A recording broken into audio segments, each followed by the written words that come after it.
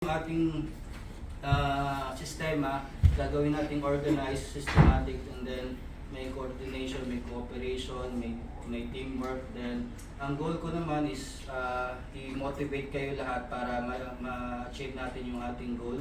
Which yung goal natin, we're going to set our goal in 2023, one team goal. And ang goal na yun is matapos natin yung project on time and within budget para pag nagkaroon ng ganon, may ibig sabihin may profit tayo, di ba? Pag may profit, di ba, nasi-share naman nabibiyayaan naman tayo, di ba? Pag ganon. And then matanggal natin yung mga dysfunction sa ating team kasi minsan na kung napapansin nyo medyo lumalala na yung ating mga yung dysfunction sa isang company, no? So yun yung try natin aayusin sa 2023. And then lahat ng feedback gusto kong kunin yan. Pagdating ng December 23, doon natin lahat i-address lahat ng mga concerns nyo. Like yung mga unfair practices, yung mga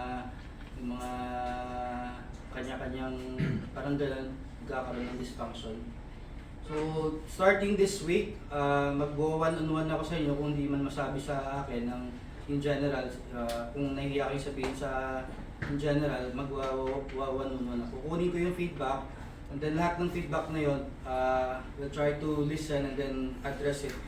Kung hindi ko man masagot agad, pag-uusapan namin sa management side naman kung ano yung mga pwedeng gawin, kung ba pwede natin ma-address. Although, hindi ko may ipapangako lahat, pero gagawin namin yung lahat ng paraan para ma-solve natin lahat ng mga conflict na nandito sa ating team. May okay ba kayo sa ganung setup? Para yung bad vibes natin, matanggal na yung lahat ng kung maaari, pati yung mga bullying para alam nyo kasi pag distracted yung isip nyo habang nagtatrabaho, may sama kayo ng loob, na-apektuhan din yung productivity nyo, di ba?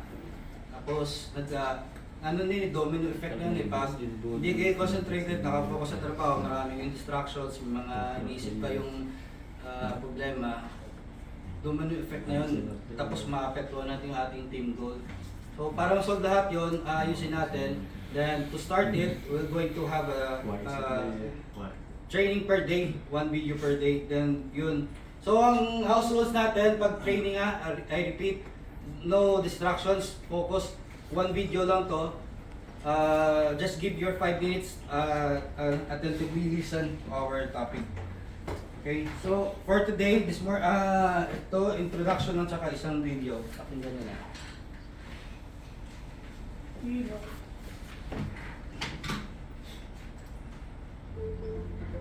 High-functioning teams accomplish more than any individual ever could working alone. We rely on teams to solve complex problems, whether it's in business, sports, medicine, or even your personal life. We see people working in teams all around us. Being a strong teammate is essential for advancing your career. But what are the attributes of an effective team player? How do you build that reputation? When it comes to being an effective teammate, the skills you need can be learned and practiced. I'm Dr. Daisy Lovelace. As a business school professor and corporate consultant, I spend a lot of time coaching, advising, and participating on teams. It's easy to spot who the key team members are. They have a specific set of characteristics that make them invaluable. This course will summarize the behaviors you can start practicing now to make yourself the team's most valuable player. Let's begin. First topic You've probably heard title niya, prioritize team goals and build trust. Yun, yung first topic natin. 3 minutes lang to so listen carefully. You've probably heard the cliche, there's no I in team. Does that mean you can't be concerned about your individual needs if you want to be a good teammate? Of course not. It just means that you should try to prioritize the needs and goals of the team over your own individual needs and goals. When you're working on a team, it's easy to feel as though your preferences must take a back seat. The reality is, there will likely be times when your personal needs don't align well with the needs of the team. This can be about small details, like when or where the team meets, or bigger issues, like the approach your team takes on a project.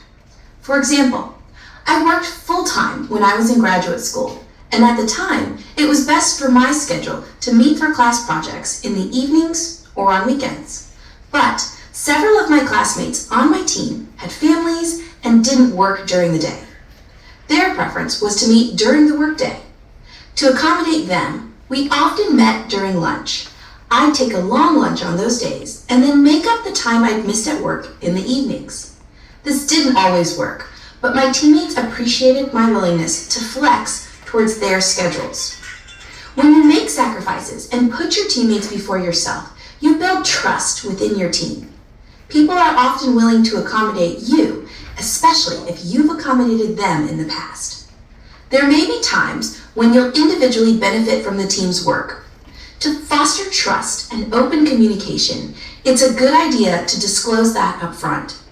Building trust within your team takes time and consistent effort, but it can be quickly broken. I'll tell you why with a quick story. I once worked with a guy. We'll call him Sean. He convinced our team that we should switch approaches in the middle of our project.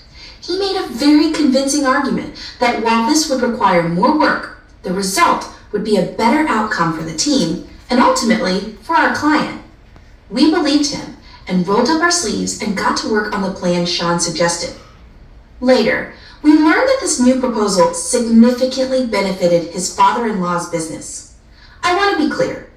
It turned out that his father-in-law's company was the best fit for this project. But the fact that Sean didn't tell us about their relationship didn't sit well with anyone on the team. We felt blindsided. And worse, it made us question Sean's motives about most of his suggestions going forward. This wouldn't have changed the outcome of our work, but we all felt a bit uncomfortable knowing Sean's family member was benefiting from a contract that he advocated for without telling us. Remember to put your team's needs before your own. By prioritizing what's in the best interest of the team, you not only set a good example for the rest of your teammates, you also signal your commitment to the greater good rather than personal gain. This trust-building behavior will make your team function optimally, and in the end, will make you stand out as an ideal teammate. So, yun, meron tayong set up na team goal. Kung magagawa sana natin, pag meron mga conflict, kung pwede tayong mag-compromise, mapagbigyan para lang doon ma-achieve natin yung goal natin. Yun yung takeaway niya. We have a main goal, then here we are. We have, sometimes it happens, we have conflict each other.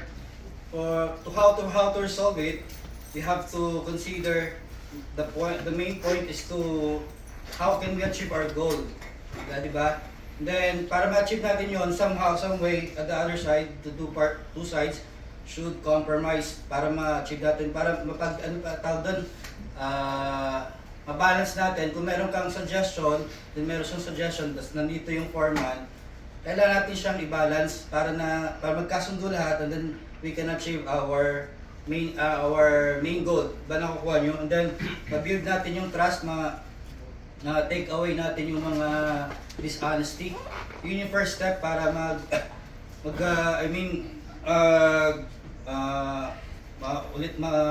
synchronize natin yung ating mga trabaho.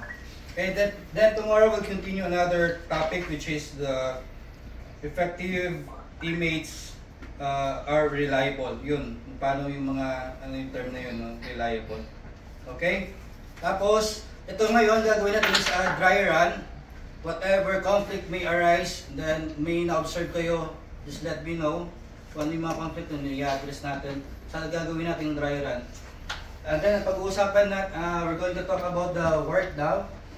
We'll set up like this, the foreman, lead man, everybody should respect that position, and then just follow orders, and then if you have suggestions, suggest it, but the lead man or the foreman will decide whether it's okay.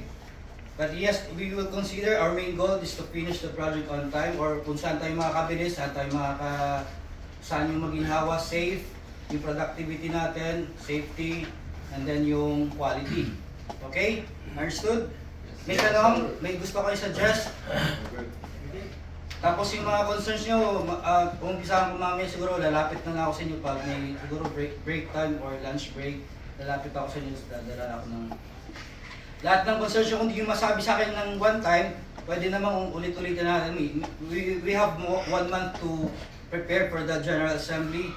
All your concerns, I am going to collect it. Then we will address it on December 23. Okay? May tanong? Okay ba kayo sa ganung setup? Yes, sir. Okay. Then, sa yung general forma natin, di ba, si Jason at si Joseph, so sila yung command sa field, commander sa field, no? So, sa lead man naman, in case may mga disagreements kayo, pag hindi nyo kaya i-solve, iakit nyo sa foreman, siya magde-decide. Like, kung hindi kaya nila, if they can't decide it, then they're going to raise it to the higher level. Okay, that's our protocol that we're going to do as a dry run. Okay? May questions? Wala? So sa different projects, may mga lead man tayo sa MAT, sino nagre-lead sa MAT? Kuya Jace. So, sino yung mga members ng MAT? Basta ganun setup natin na lahat ng ang in-command natin si Kuya Jace, lahat ng iutos niya, sundin na muna natin. And then, just follow whatever his orders.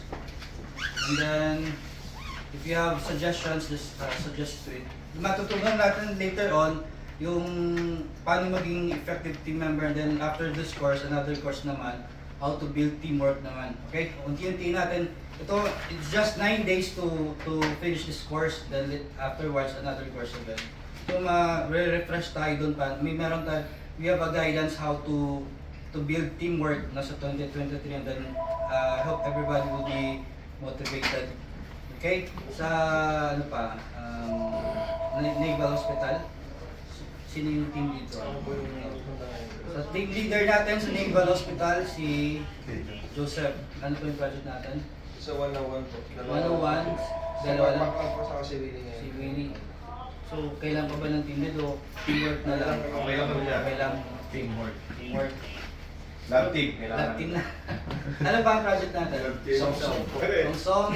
Sa song-song, electrical, sino ang team lead natin? Wala si Man Jerry dito ngayon. Jerry, sino ang next in rank? Wala si Milo, wala si... Next in rank. Ito si Richard.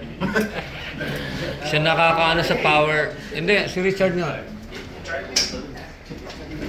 Sino bang ano? Dapat nila Loli Glenn, ho? Sir, Baka ni Richard. Richard at siya. Kasi ito, isa dry run. We Yung dalawa? practice. Kayo electric yan. We're having a team leader, and then you have subordinates. Ayaw sumutin si Richard. Si Richard na, okay lang. Sir, tsaka si Kuya Glenn, silang dalawang electrician talagang ano nun. Ayun si Kuya Glenn. Silang dalawa. Glenn? Sige. So, lahat, ang members, sino? Sino yung mga members? Taas ka kamay. Hindi, secret din ako. Hindi nga, yung nasa songsong ngayon. Yung mga nasa songsong ngayon, hindi yung sa equipment pa. Yung nasa songsong ngayon. Yung schedule natin. Huwag yung pabuli si... Kailangan mag-build natin yung respect with each other. Iwasan muna natin yung bullying para makapag-build tayo ng teamwork. Then cooperate muna tayo lahat. Ha? Pagpupuli mo ah. Ay, si... Kayong dalawa ah.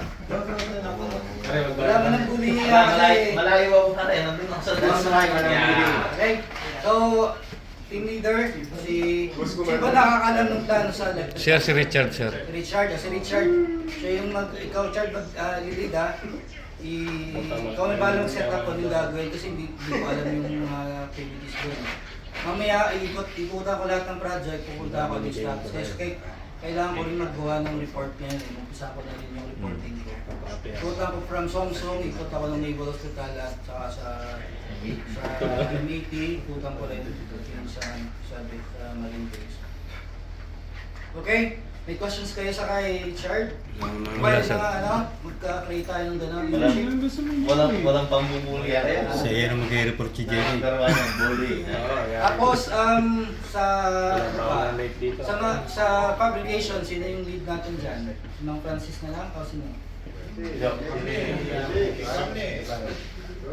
Saan? Pag-uusapan, magkakaroon din tayo ng separate meeting para sa fabrication, ma-organize natin doon yung sistema natin. About doon sa pinag-usapan natin last time, about sa paggamit ng mga gauge. Minsan kasi dapat tawag ito. Yung aming estimate is dapat tama dun sa ginagamit niyo para yung budget natin hindi bawa, gauge 26 dapat nung gagamitin, ang ginamit natin, gauge 24. Doon pa lang, meron ng difference dun sa budget natin, magkakaroon na ng lugi. So gagawin natin systematic din yung sa publication side, magkakaroon na tayo ng separate meeting siguro. Pag-usapan natin yung mga effective ways na pagkakasunduan natin, yung mga, paano makatipid ng paggamit ng sheets. Yung nagagamit lahat ng sheets, kung meron kang alam na effective, yun pag-usapan natin, gagawin natin siyang as protocol na or ganun, standard na. At ang goal natin is makatipid ng materials, then leading to our main goal na matapos natin yung project within budget at saka on time, and then may lahat safe. Okay?